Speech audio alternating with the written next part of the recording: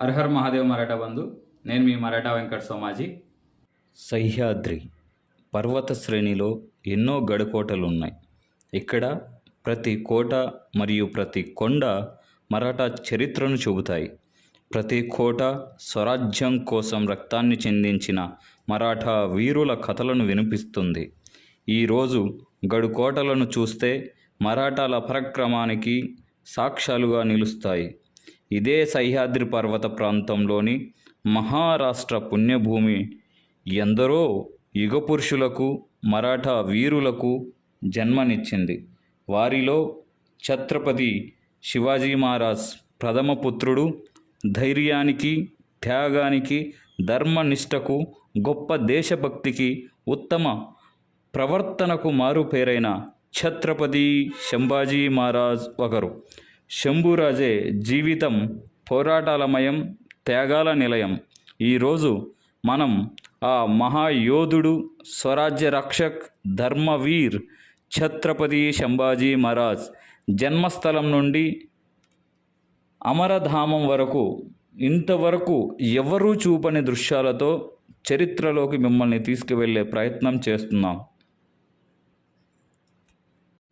1657 సంవత్సరం మే 14వ తేదీన పురందర్ కోటలో ఛత్రపతి శివాజీ మహారాజ్ మరియు మహారాణి సయీబాయి దంపతులకు శంభాజీ మహారాజ్ జన్మించారు. పేరులోనే ఉన్నటువంటి ఆయి సద్గుణాలకే అమ్మైనటువంటి మహారాణి సయీబాయి శంభూరాజే 2 సంవత్సరాల వయస్సు ఉన్నప్పుడే అనారోగ్యం చేత మరణించారు.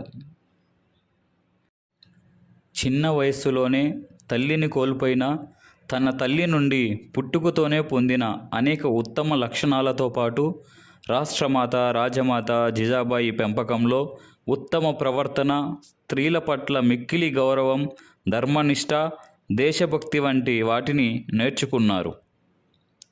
శివాజీ మహారాజ్ శంభూరాజేపై పుత్ర వాత్సల్యంతో పాటు రాజనీతి, యుద్ధ విద్యలు వంటి అనేక విషయాలలో శిక్షణ ఇచ్చారు.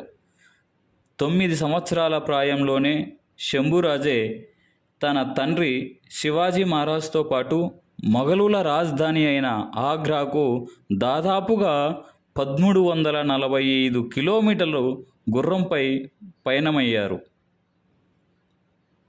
మొఘల్ చక్రవర్తి ఔరంగజేబు పన్నిన మోసపూరిత కుట్రల నుండి చాకచక్యంగా బయటపడి శివాజీ మహారాజ్ మారువేషంలో ఒంటరిగా రాయ్గఢ్ చేరుకొని శంభూరాజేకు పిండ ప్రదానం చేసి శంభూరాజే చనిపోయాడన్న వార్త శత్రువులకు మరియు అంతటా వ్యాపింపజేశారు.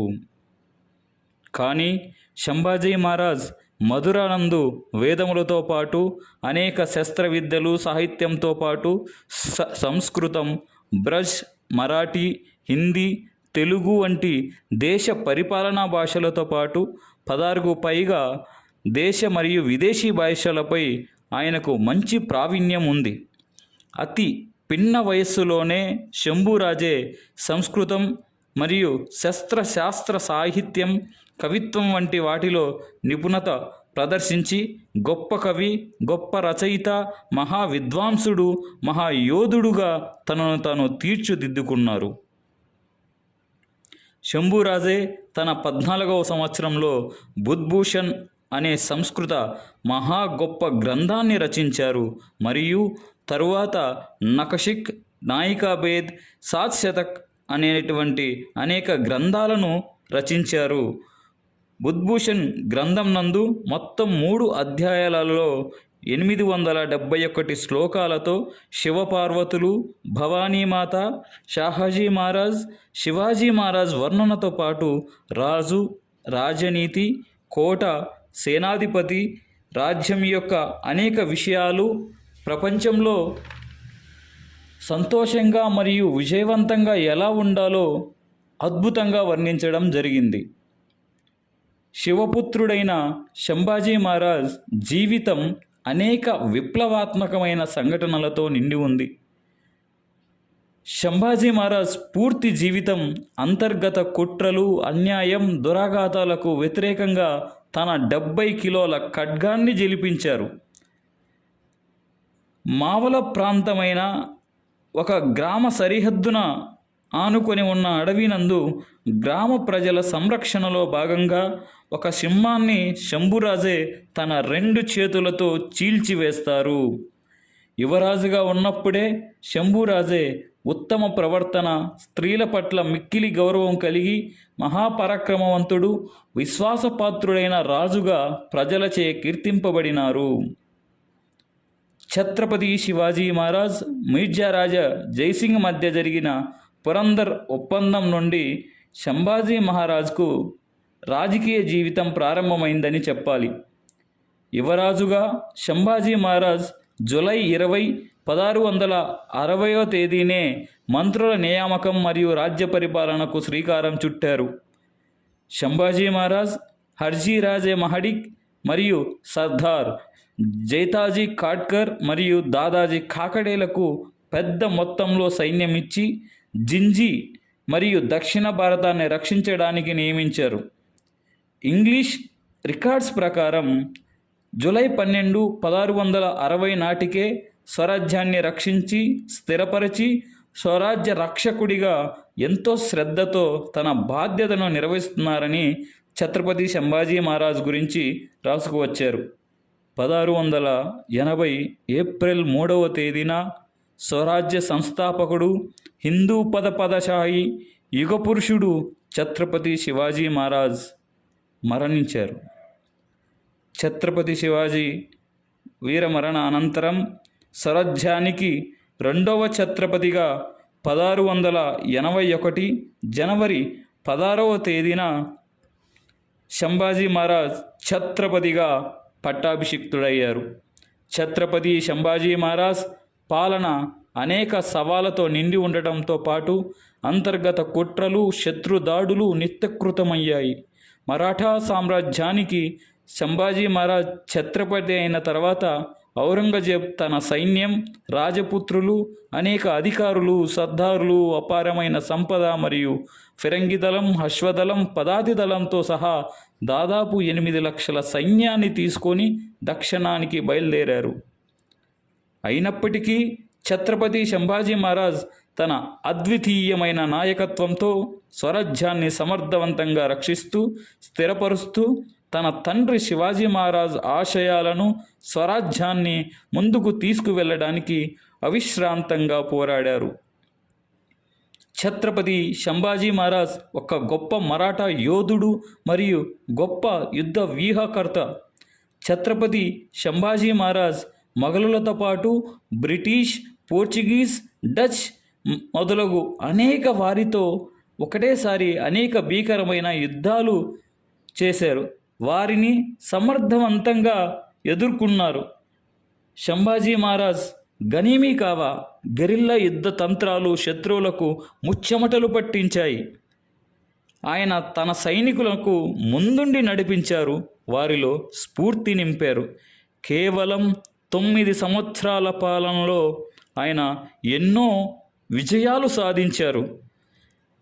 1689 ఫిబ్రవరి 1వ తేదీన ఛత్రపతి సంభాజీ మహారాజ్ సంగమేశ్వర్లో న్యాయపరమైన సమావేశం నిర్వహిస్తున్నప్పుడు డబ్బు, అధికారం, ఆధిపత్యం మరియు జాతి అహంకారం కలిగిన ఒక వర్గానికి చెందిన కొందరి నమ్మక ద్రోహం చేత ముఖరబ్ ఖాన్ మరియు ఇఖ్లాస్ ఖాన్ అనే మొఘల్ సర్దారులు సంభాజీ మహారాజును మరియు చందుగోమాదిత్య కవి కలష్లను మోసపూరితంగా బంధించారు.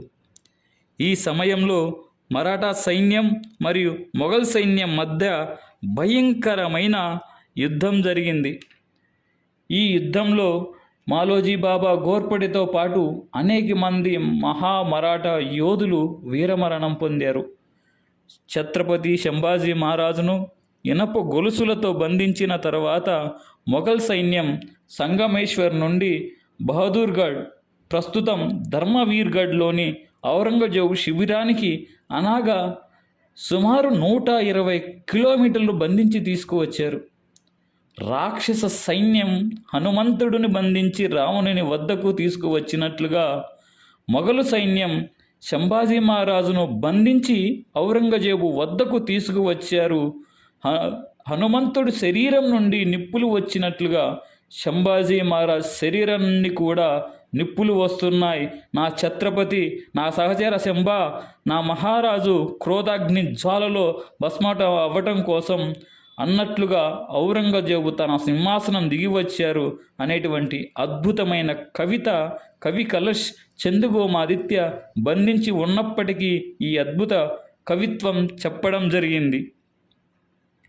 సాక్షాత్తు మృత్యువు ఎదురుగా ఉన్న ఎటువంటి బెదురు భయం లేకుండా తన వాక్పటిమతో కవిత్వంతో తన మహారాజుడైన పై ఉన్న భక్తి స్వామి నిష్ఠ మైత్రికి అర్థం చెప్పినటువంటి గొప్ప స్వరాజ్య సేనాని సేవకుడు కవి కలష్.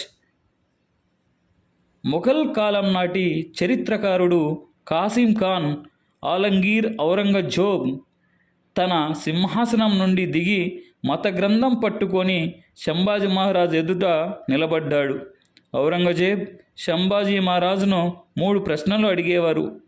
స్వరాజ్య ఖజానా ఎక్కడుంది? స్వరాజ్యాన్ని మొఘలు సామ్రాజ్యంలో కలపమని, ధర్మ పరివర్తన అంటే తాను పాటిస్తున్నటువంటి ధర్మాన్ని స్వీకరించమని ఔరంగజేబ్ సంభాజీ మహారాజును కోరడం జరిగింది.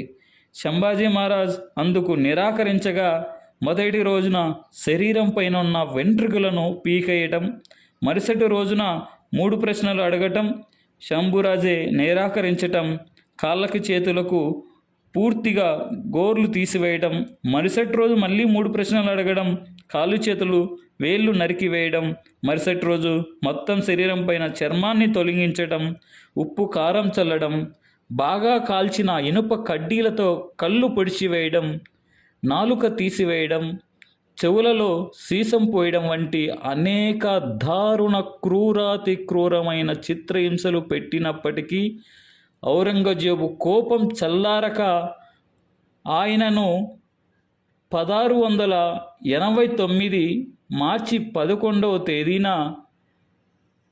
తులాపూర్లోని నదీ సంగమం దగ్గరికి తీసుకువచ్చి ముక్కలుగా నరికి నదీ సంగమంలో విసిరివేయటం జరిగింది అని రాసుకువచ్చారు. భీమా నది ఒడ్డున ఉన్న బహదూర్గఢ్ ఛత్రపతి సంభాజీ మహారాజ్ కవి కలష్ల పరాక్రమ వీరత్వానికి కారణంగా ఈ ప్రవేశం పవిత్రమైంది.